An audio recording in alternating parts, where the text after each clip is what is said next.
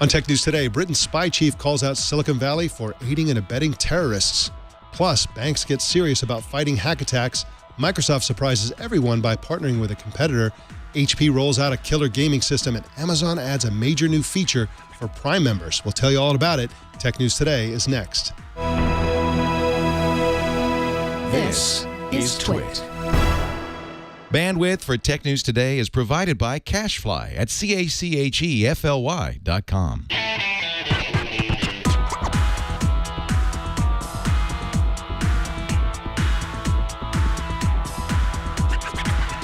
This is Tech News Today for Tuesday, November 4th, 2014. This episode is brought to you by Citrix GoToAssist. GoToAssist offers a secure, cloud-based solution for IT and customer support professionals to provide live and unattended remote support to their employees and customers working from any computer or mobile device. For a 30-day free trial, visit GoToAssist.com. And by Gazelle, the fast and simple way to sell your used gadgets.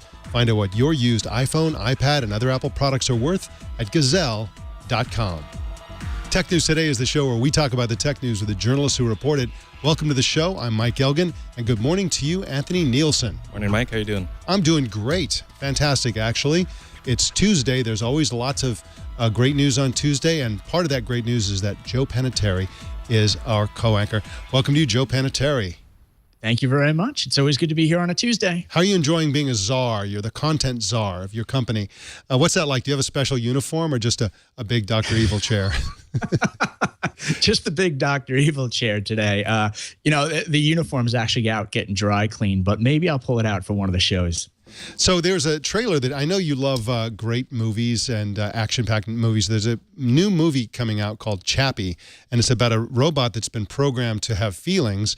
It sounds like kind of a tired trope, but if you look at the trailer, this looks like the amazing robot movie of the decade. Check this out. Yeah, I'm a big District 9 fan to begin with, so you had me at the teaser. I brought you into this world. This is the guy from The Blacklist who plays what movie was he in? He was in, he always plays Are we playing Stump the guest anchor again, Mike? Yes, we are. Anyway, this looks like a fantastic movie. The robot looks highly convincing. And of course, District 9 was a big favorite. I think this also may take place in South Africa. I'm not sure, but I'm going to be watching this movie. This looks like a really, really cool addition to the Hollywood's long reign for feeling robots who don't want to die and so on. And he paints. Anyway, very interesting movie. I can't wait to see it. The trailer looks incredible, and I think everybody's going to be talking about the trailer today. Anyway, I love a good robot movie. So why don't we jump into the news? Britain's new head of GCHQ has barely started in his new job. He's been there less than a week, and already he's making people mad. In an op-ed for the Financial Times, Robert Hannigan called U.S.-based tech companies like Google, Facebook, and Twitter the, quote, command and control networks of choice for terrorists and criminals, unquote. Hannigan says the social networks are in denial about misuse of their services by terrorists, and he called for more cooperation by the companies. He also made the point that he believes users want more balance between privacy and counterterrorism. Joe Panettieri, I think that's a dubious claim. Do you really think that users are clamoring for more balance, or do they just want privacy and for the GCHQs and the NSAs of the world to butt out of their private communication? Yeah, it's sort of ironic when you have government officials talking about privacy and counterterrorism when it's the governments that are infiltrating these networks as well. Later on in the program, we're going to talk about how the financial services sector is sort of uniting to combat these hackers, et cetera. And you almost wonder, can the governments, the U.S., Britain, et cetera, do they have hotlines in place, the so-called bat phone, where they can give early alerts as they spot things on these networks, and also be in direct touch with Facebook, Google, Twitter, et cetera? We're not privy to that information, just how much information is flowing between governments as well as the social networks. But certainly we have not found the right balance yet, because the attacks just become more and more widespread. That's right. And there's a fundamental conflict here, because basically the response of the Silicon Valley companies so far, and I guarantee that it's going to remain the response, is get a warrant. We have a legal system. go through the legal system, present us with a judge's permission for you to get this information, and we'll be happy to provide it. We have to provide it. So what he's really calling for is to go around the legal system, to sort of get them to voluntarily cough up the private information of people that they suspect of crimes or terrorism. And one of the reasons this conflict exists is because our legal system is built around safeguards of citizens, at least here in the UK and Canada and many other countries. But it's designed to prosecute, to investigate and prosecute crimes. What counterterrorism organizations do is pre-crime. They're trying to prevent crimes before they happen. And that's a much more extensive, much more invasive process by its very definition. You can't prevent crimes unless you know what everybody's saying. And so he's really calling for something that isn't going to happen. I think that part of the problem also is that the NSA and GCHQ and other agencies made a huge mistake by just going in and helping themselves to so much mass surveillance data that now they've lost the trust of everyone, and people look at them as more suspicious than they do even terrorists to a certain extent. And so this is really the big problem. They should have, in hindsight, they should have done this right. They should have insisted on more oversight over themselves rather than taking advantage of the panic and fear that happened after 9/11, which essentially gave organizations like GCHQ and the NSA a free rein to go do mass surveillance. It also overturned a lot of the rules and laws. And now we're in the situation where people are clamoring for the Googles and the Facebooks and the Twitters to lock them out and provide real uncrackable encryption for our data. And it is genuinely a real problem for the counterterrorism agencies. Yeah, it's a real problem. And then if you build upon that, Mike, I don't know how many weeks ago it was, but on this show, we covered the fact that Google and other social network providers and search engine providers are being overwhelmed, quite frankly, with inquiries about various use cases, who the users are, and the government's trying to basically subpoena all this information out of the big cloud providers. And the challenge is I'm sure some of those inquiries are legitimate inquiries. The problem is the government cries wolf over so many of these various users. The social networks and the cloud providers can't keep up with the government inquiries. And now you've got the governments crying foul over the cloud providers. And I just don't know when there's going to be a timeout called and you get Silicon Valley to huddle up with both Washington, UK, Canada, et cetera, and almost do a think tank approach to solving this, because it's not going to be solved in a bunch of articles with he said, she said. The other problem with his call, which is for additional cooperation with certain agencies. You mentioned the U.S., the U.K., Canada, et cetera. Who is that, et cetera? Is it China? Is it Pakistan? I mean, Pakistan is a partner in counterterrorism. So is Saudi Arabia. Where's that line drawn? Is it only Britain's allies that he's calling for? Like, who exactly are the countries that Facebook and Google and Twitter should be cooperating with and giving free rein to, essentially? So that's another problem here. It's not going to be popular within the U.S. among the Facebook using public, and it's not going to be popular internationally among many governments who are going to see that him calling for and essentially pressuring companies to cooperate with certain governments but not others. But again, like you say, there's a legitimate threat from ISIS and other terrorist organizations that could be helped a lot, presumably, by additional access. But again, this is going to be something that where a balance is going to have to be drawn. But I really, I personally think that there should be, obviously there should be a balance between safety and privacy in terms of social networks and so on. But that balance has to be established in the light of day, not backroom deals, not secret agreements between spy agencies and private companies. So anyway, good luck to him. He's off to a bad start, I think, because now he's being already painted as being radically anti-privacy, and people are essentially getting up their guards against the guy. Yeah, and I think just to build a bridge, I know in a few minutes we're going to cover the Ultra Edge story, which takes a look at this problem from the financial services market, Mike, and really talks about how financial services companies are dealing with the problem.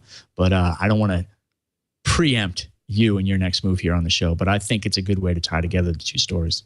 Well, that is a good tease for the second story, but first let's talk about Citrix Go to Assist, one of our sponsors today. Even remote assistance is a security issue. If you're opening up a computer to yourself to support somebody within your network, if you work in the IT world, then you are potentially opening it up to hackers, crackers, and so on. That's why you have to use a really robust solution. And the number one solution, of course, is Citrix GoToAssist. It's the number one global market leader in remote support, and there's a very good reason for that. And that is because it's the modern solution for remote support. It's an easy-to-use cloud-based remote support solution that enables you to solve problems. That's essentially what you're trying to do. You're trying to solve problems and without creating new ones. One problem you can create if you don't do it right is to create a security hole. With GoToAssist remote support, you can provide live and unattended remote support to any computer or mobile device, and best of all, you can use GoToAssist apps to deliver that support from your mobile device, an iPhone, iPad, or Android device of your choosing. So whether you're supporting one coworker, 10 employees, or even 1,000, no matter what the size of the challenge, Citrix GoToAssist is the solution you should be using. And if you work in IT, I want you to try GoToAssist. Sign up today for a 30-day free trial, no contract, no credit card. Visit GoToAssist.com and click on the Try It Free button now. Well, Joe, banks are under attack, as you mentioned, and they are circling the wagons, aren't they? They certainly are circling the wagons. And the good news is the banks are looking to communicate with each other to make some proactive moves here, or at least react more effectively as the hacks occur.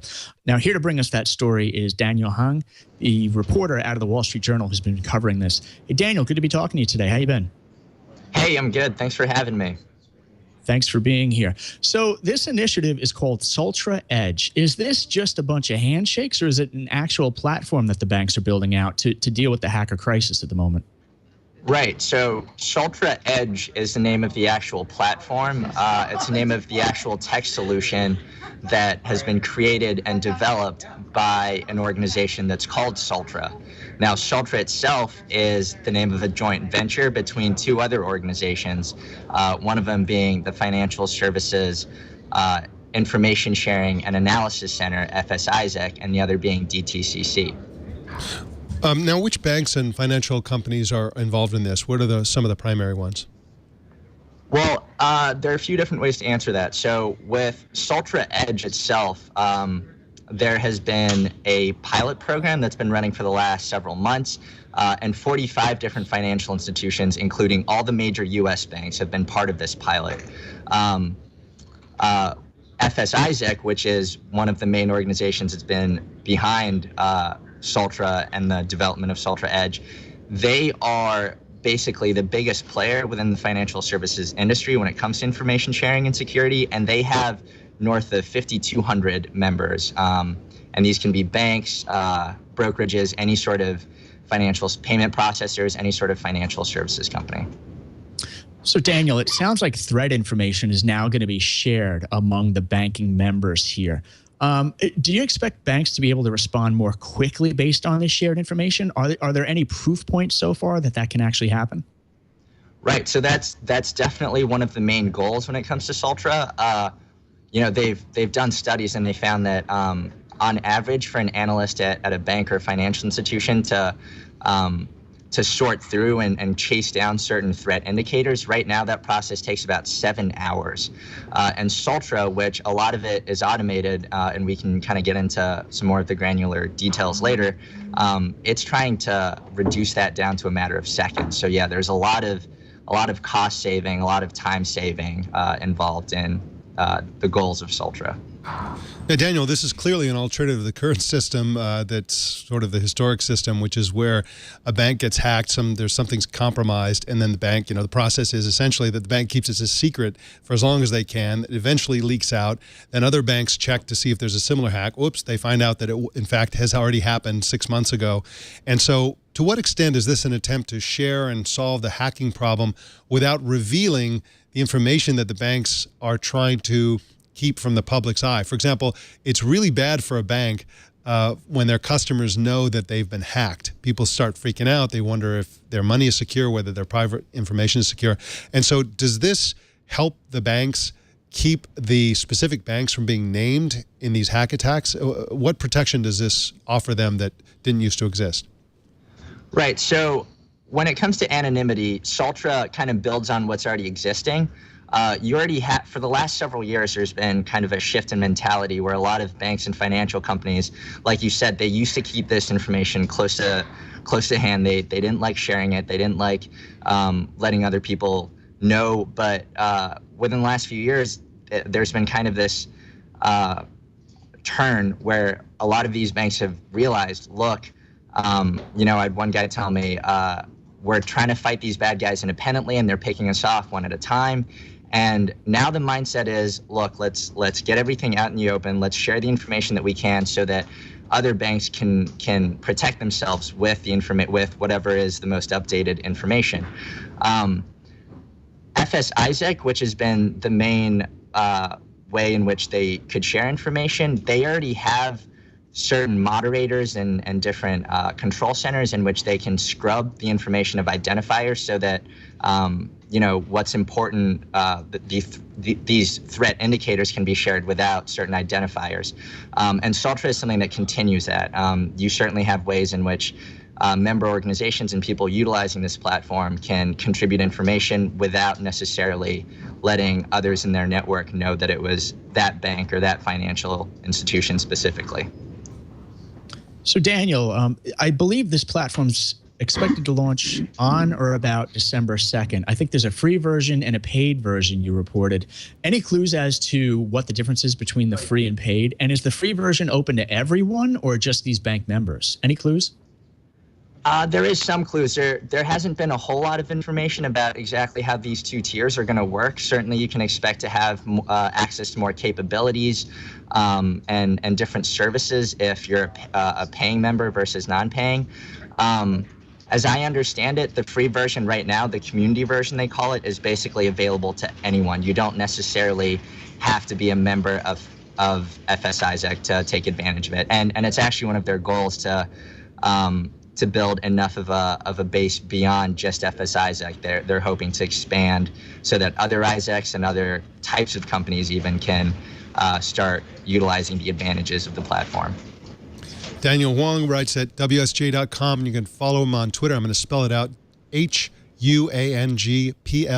Thanks for joining us, Daniel. Yeah, thank you. And that movie star that you were talking about earlier, his name is Dev Patel. I think Slumdog Millionaire was the movie that you guys were trying to pinpoint. That's his famous.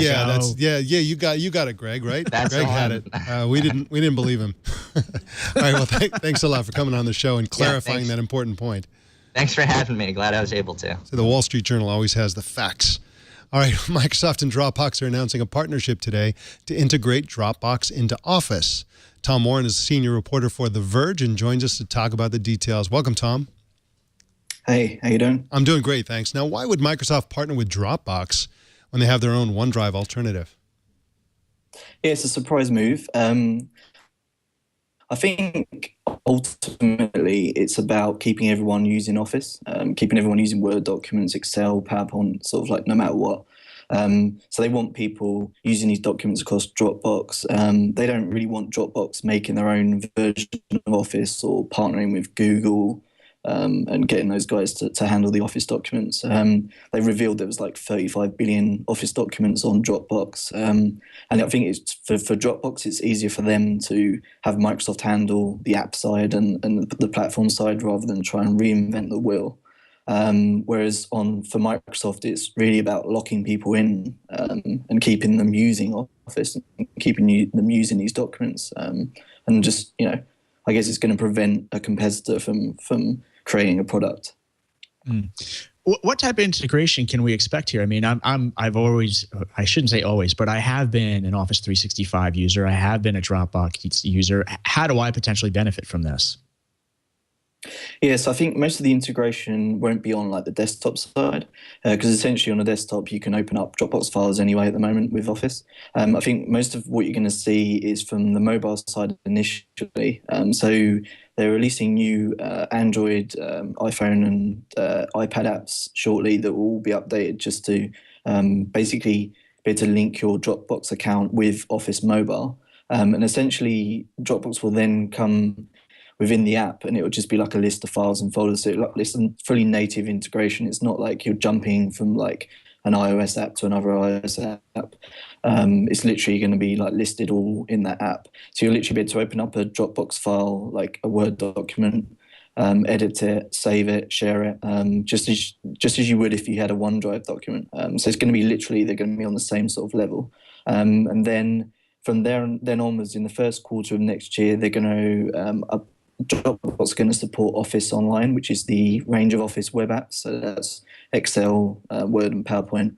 So essentially, if you opened up your Dropbox Online, open up a Word file, it would open in the Office Online suite, rather than just like a preview from Dropbox. You'd be able to edit it, have full fidelity, all that kind of stuff. So again, it's Dropbox allowing Microsoft to sort of handle that rather than them building a rival platform or sort of like trying to build something that's compatible with these documents. Because a lot of competitors are building stuff, but where it kind of falls down is the full fidelity of the documents, keeping like all that rich editing and stuff like that. And that kind of, without that, it kind of turns off businesses. Consumers aren't as demanding for that sort of document fidelity, but definitely on the enterprise and the business side, they want to keep their documents the same, regardless of whether they're editing on an iPad or on a Windows PC. Tom, you suggested helpfully in your piece that now would be a good time for Microsoft to make Office 365 free of charge. Do you really think they would do that? And if they did, would that even be a good idea for them? Yeah, so I don't think it's making Office 365 free, but rather than making the mobile apps free. I mean, they kind of have to do that now because they've added in this Dropbox integration. It would be strange if they didn't do that at some point.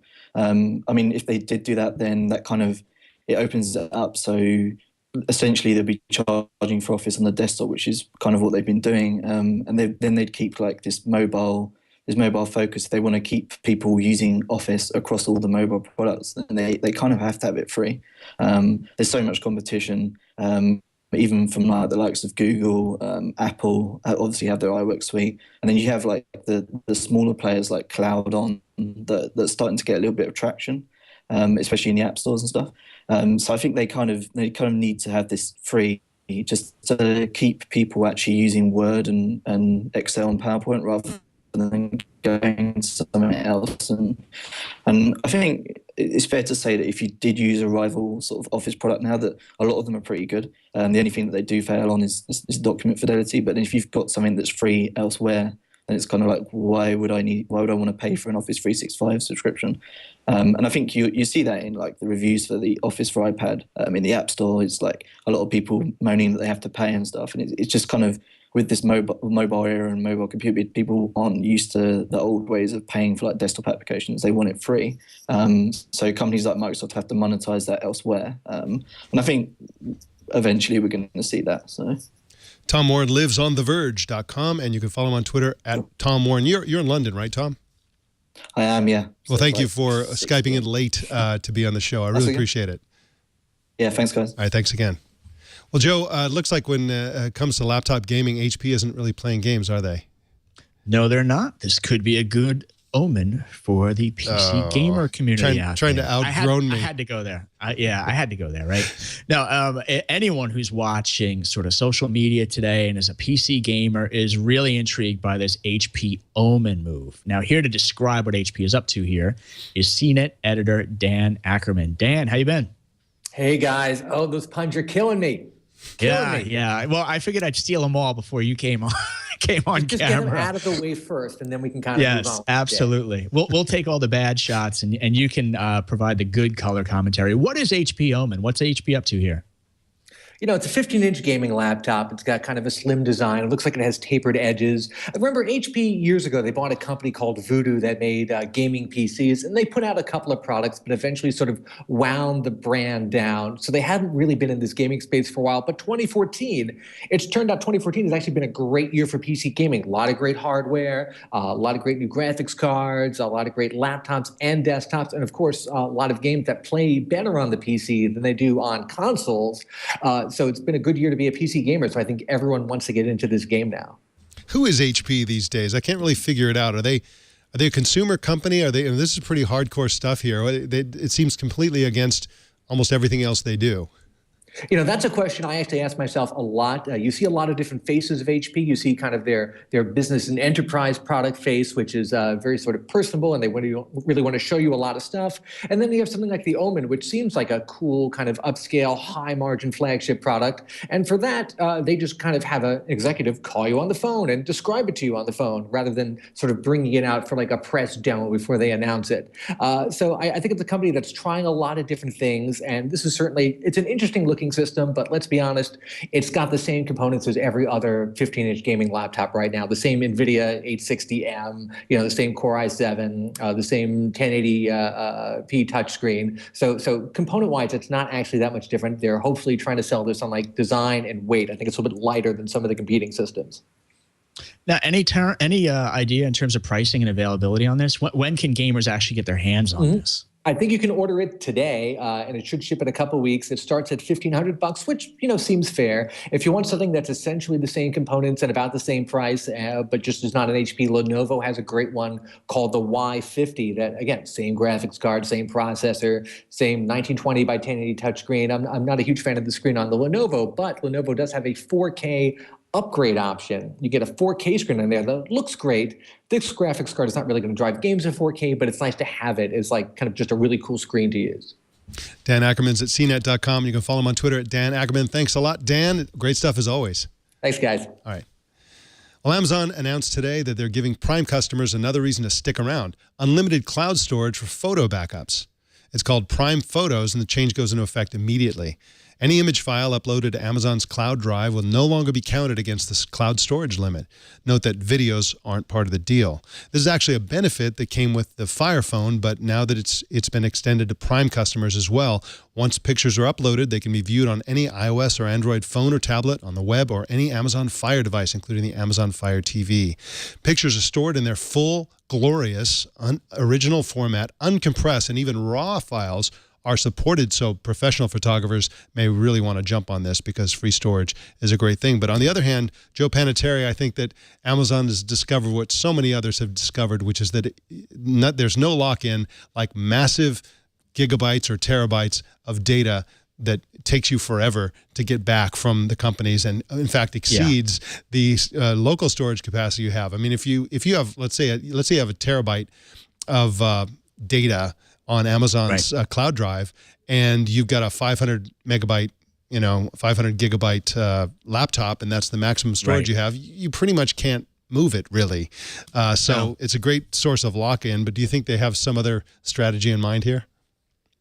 Well, that whole free strategy has me concerned at this point. I've been reading a lot of columns lately that mention that, free is not a value add, and I tend to agree in terms of the whole idea being every time a company offers you a new free service, it's even more difficult for that company to monetize itself in other areas. So I just don't know how far down the path Microsoft, Amazon, and others can go with all these free giveaways out in the cloud.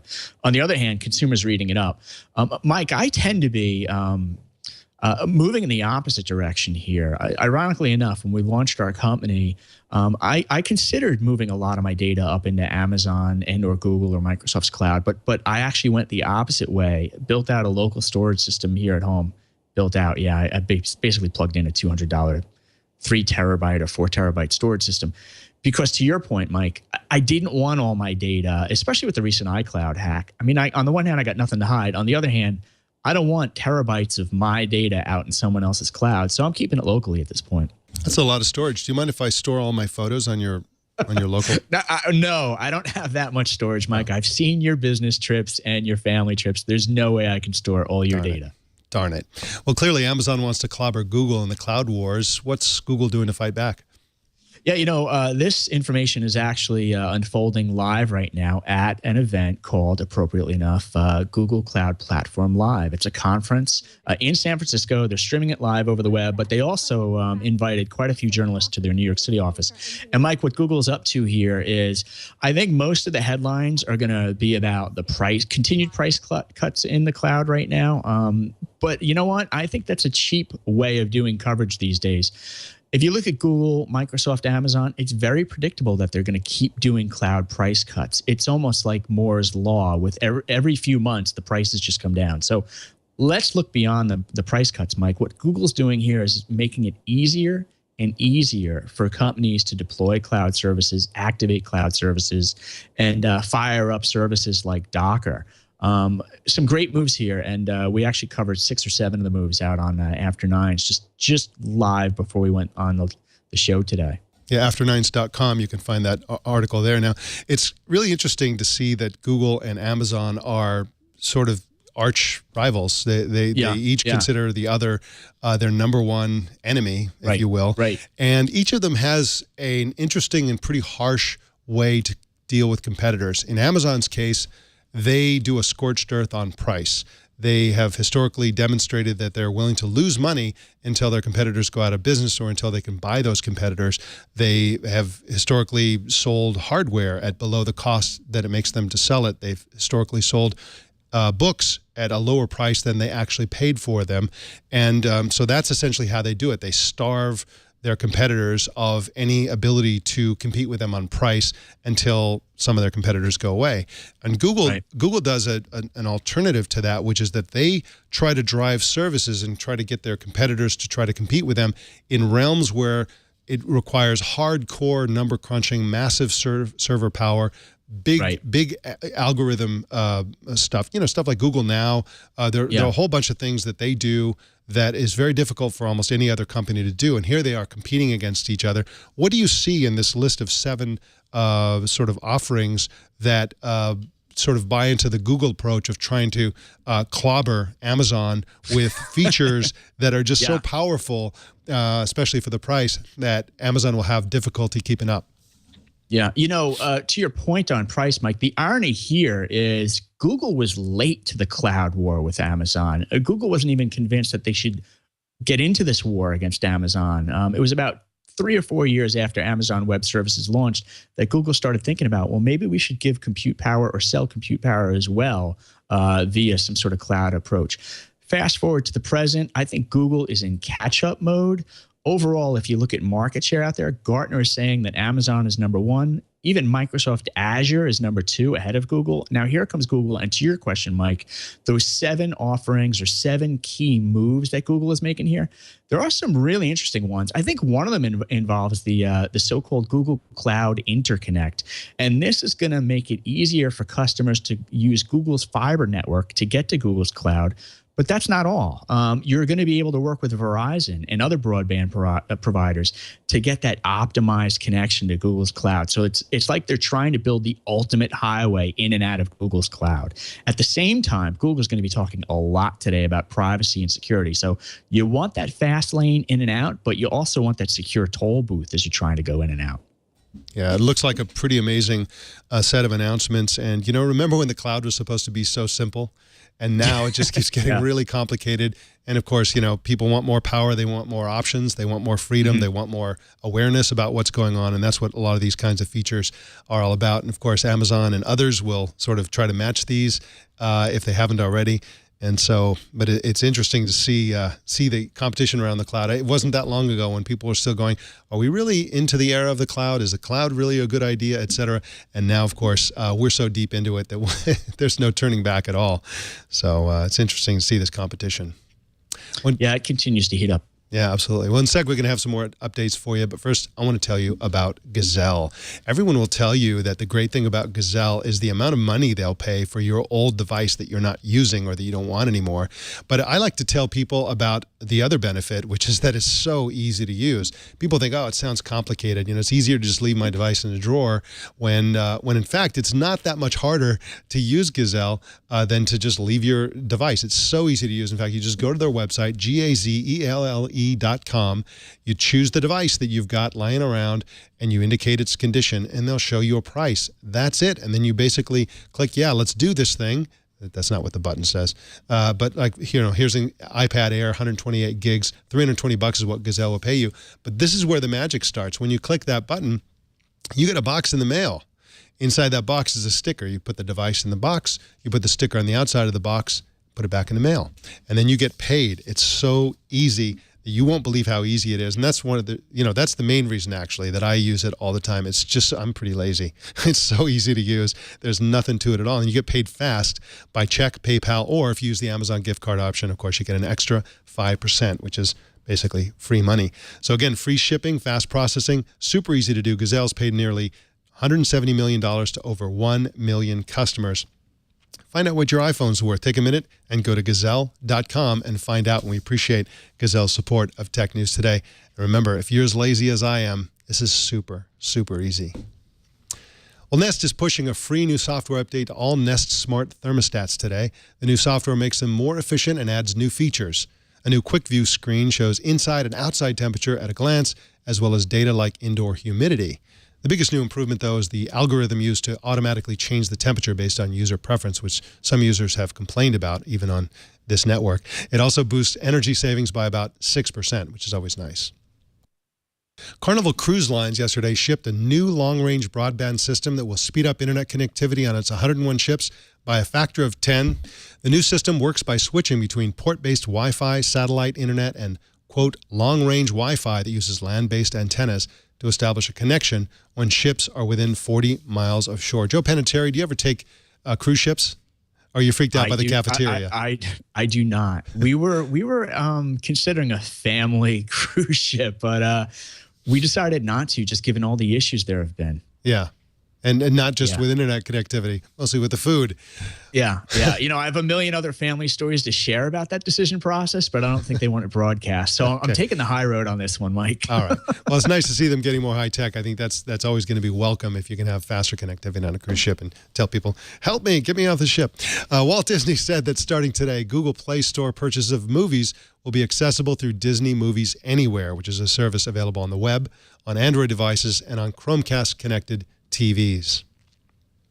Xiaomi announced plans today to invest $1 billion in internet TV content. Xiaomi's TV unit offers Xiaomi TV and a set-top box. They're really serious about competing in the TV business, the internet TV business. So we'll see where that goes. In other news, the Unicode Consortium, which lords over emoji standards, proposed an update today that would base the skin color of emoji characters on the dermatological standard for skin tone, which is called the Fitzpatrick scale. Users could combine color swatches to get just the right skin tone. The change could go into effect sometime next year. That's right, your emoji could actually get skin cancer if it's got the wrong skin tone there. Wow, incredible. Discus, which makes a leading commenting system used on some 3 million websites, including The Atlantic, ABC News, Rolling Stone, and a bunch of others, announced plans yesterday to bring advertising to comments section. Oh boy, finally. The ads will be targeted based on what people are talking about in the comments and shown in the top of the comment threads. They'll be marked as sponsored. Joe Panettieri, this follows the universal rule of advertising, which is when you find some surface that doesn't have ads on it, put ads on it as fast as you can. Absolutely. This is kind of, I don't know how they're getting away with this. I mean, Discus is being used by all these companies that make their living from advertising, and now they're going to put advertising on those pages to sort of compete for attention, I guess, with the advertising. I mean, it seems like it would kind of make it less compelling for a lot of websites. Yeah, the wonderful thing from where I sit is I handle the content portion of our business, and I have this awesome business partner, Amy Katz, who handles the advertising, sales, marketing, and revenue side. Nice. So quandaries like this are for her to figure out. And then she reports back to me these wonderful solutions. So I'm sure she's watching today, and she'll sort it all out. Again, thank God. Sounds like a good deal. Our TNT fan of the day is Rickabilly in Chicago. Yeah, that's his name, Rickabilly, in Chicago, who took this picture on Halloween. We got a bunch of Halloween photos. So maybe this will be the last one. But there they are, the skeleton, the baby. Everybody is watching Tech News Today. You don't have to be young. You don't have to be old. You can be any age to watch Tech News Today. How do you watch or listen to TNT? Just record a video or take a picture of your setup, post it on Google+, Twitter, or Facebook, and use the hashtag #HowIWatchTNT, and we'll find it. That's the Tech News Today. Joe Panettieri, didn't you say you're going to announce something? Didn't you say last week you're going to announce something that's happening today? Was that today? Yeah, that is today. And you know, I always promise to give you, our listeners and our viewers, sort of the inside scoop as to what we're up to, because we really appreciate the conversation here on TNT. So the update is this. As our regular viewers and listeners know, After9s.com typically launches content, our blogs, at 9:01 a.m. Eastern. Makes it very predictable as to when our new content's coming out. But what if we had something special at 9:01 p.m. Eastern, and that's going to be every Tuesday night. And the teaser alert that I'll share here is this is exclusive content. I promise you that password page will disappear sometime at right about 9:01 p.m. Eastern tonight. But this exclusive content is basically tech CEOs sharing their advice and guidance with IT entrepreneurs in terms of how they built out their companies, maybe repositioned their companies and/or sold their companies, got funding along the way. So it's really the whole idea of leading edge tech CEOs sharing their best practices with IT entrepreneurs coming into the market. Are the CEOs going to be writing it, or are they going to be interviewed? They're going to be interviewed. They have been interviewed. More than a dozen have already been interviewed. They're audio format, so it's a very open conversation. You know, I think the format is most comparable to the Charlie Rose approach, where you come in and you have a few key questions that you want to ask, and then the conversation just goes wherever the CEO would like to make sure that we're delivering the best information possible to those IT entrepreneurs. Sounds cool. Can't wait to see it at 9:01 p.m. tonight Eastern. 6:01 Pacific. So I'm gonna get it at 6. You know, good dinner time fare for the whole family. There you go. All right. Well, thanks again, Joe. We'll see you again next Tuesday when you Sounds great. going to be our co-anchor again. Talk to you then. All right. Thanks, Mike. All right. Take care. All right. Bye-bye.